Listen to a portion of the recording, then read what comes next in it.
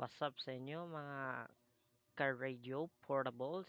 Ito po si Affordable Radios Online from Facebook page. Okay, so may product po tayo, tinatawag natin itong WLN KD C1.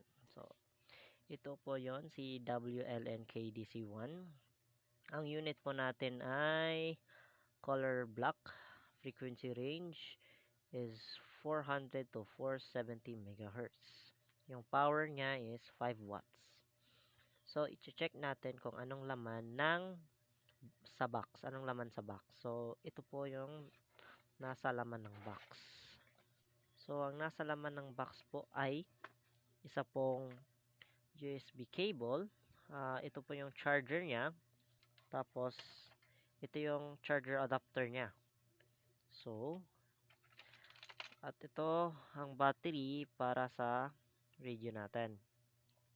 At saka ito yung radio. So may pin po siya. Dito po yung microphone at speaker. So 2 pin po ito. At dito po natin ilalagay itong charger na to. Dito. Macha-charge ito for 1 hour lang. Tapos magagamit niyo for 3 days to 4 days. So, meron din tayong user's manual kasama sa box.